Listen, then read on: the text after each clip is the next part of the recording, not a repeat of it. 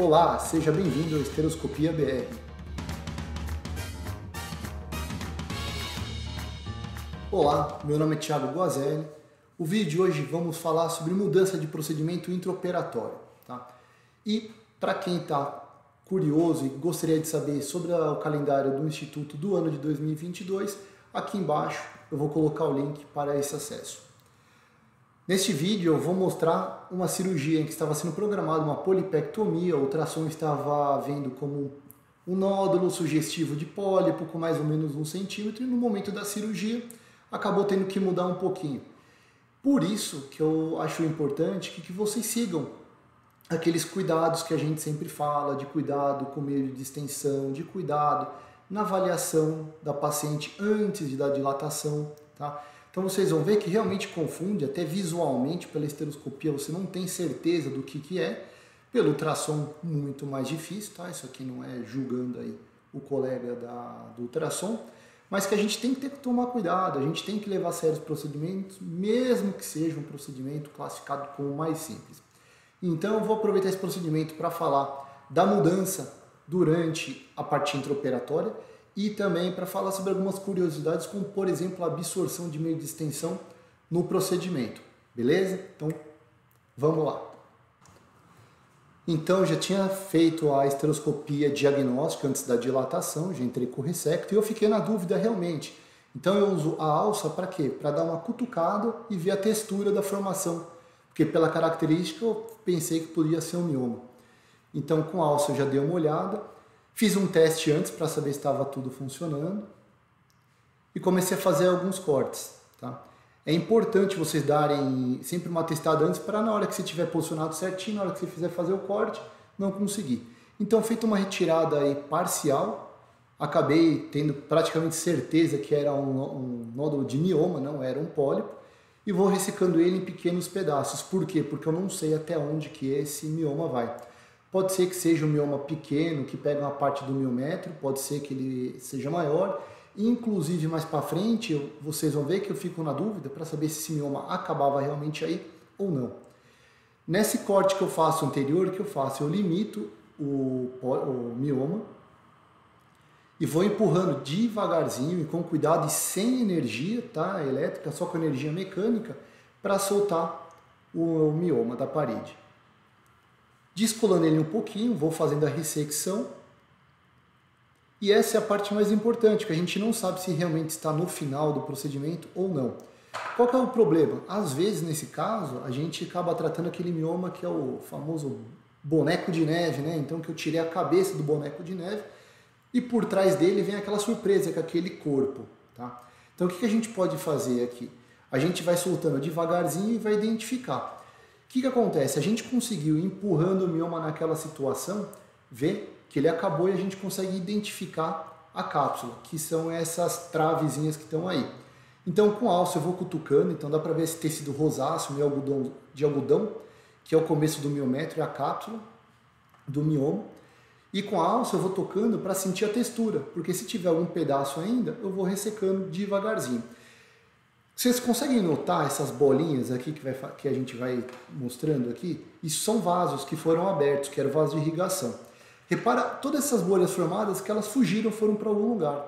Essas bolhas elas estão entrando em vasos abertos. Eram os vasos que irrigavam esse mioma. Esse momento eu acabei soltando um pouquinho a pressão para ver onde que sangrava para cauterizar mais. Tá? Repara que toda hora vou procurando para ver se não teve nenhum outro mioma, nada que abaulasse mais. Ressequei essa parte final, acabei retirando ela com energia mecânica. E uma coisa importante que eu gosto de fazer sempre no final, você olhar e avaliar a cavidade toda. Novamente, você vê que as bolhas, né, que formaram, elas tudo fogem para um lugar de menor resistência, que no caso é um vaso aberto. E agora no final, um polipinho cervical que acabou encontrando aí na saída, e acabei utilizando aquela técnica que eu tanto defendo aí, que é a técnica pulsátil, que você vai pisando devagarzinho e você faz um corte aí bem puro. Acabei optando por fazer esse vídeo, que foi um vídeo bem mais curto do que a maioria, só para a gente focar em algumas situações. Tá? Vou começar do final então, vou reforçar mais uma vez aquela questão do corte pulsátil. É um pólipo bobo, é um pólipo que deve ter aí comparado com a alça que a gente tem de alça.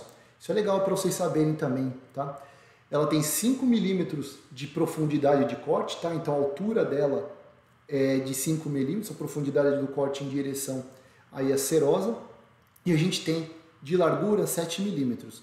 Esse pólipo, então, que é super pequenininho perto da alça, ele deve ter o que aí? 1, 2, 3 milímetros. Então, se você for com o corte de uma vez só, às vezes se aprofunda, e no colo é sempre complicado, o risco de perfuração é maior, o risco de sangramento também. Vai pisando devagar, vai no pulsátil.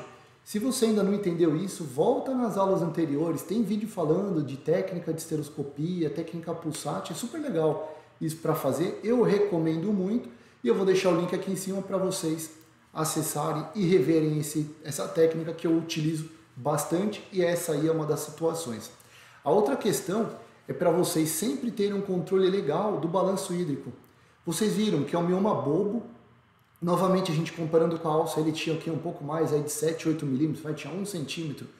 Ele entrava um pouquinho só no miomέτrio, era um mioma IG1, um mioma bem tranquilo de fazer, foi bem sossegado, deu para filmar sossegadamente para poder mostrar também de forma didática.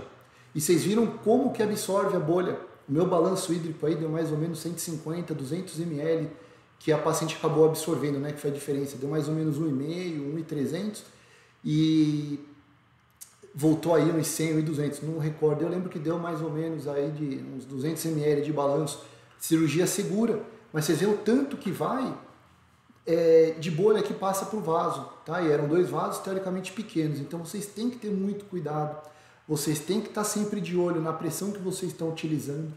Nesse caso eu utilizei uma pressão baixa, utilizei uma pressão na faixa de 80, 85 milímetros de mercúrio. Então assim, vocês têm que ficar de olho, é importante isso, a segurança da paciente depende desse cuidado, tá? E por último, para vocês sempre, desde o começo, vocês irem racionando, usando o meio de extensão de maneira controlada, porque às vezes vocês estão entrando num procedimento achando que é um pólipo tranquilo, é um pólipo bobo, e às vezes é uma patologia um pouco mais complicada. Então, desde o começo, vão consciente, avalie antes a cavidade, antes de fazer a dilatação, para vocês às vezes não serem pegos de surpresa, às vezes perder a oportunidade de tratar uma paciente porque vocês acabaram indo direto com o diagnóstico prévio pelo ultrassom, tá bom?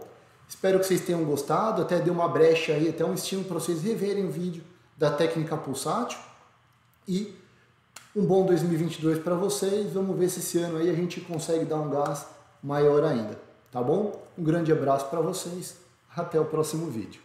Tchau!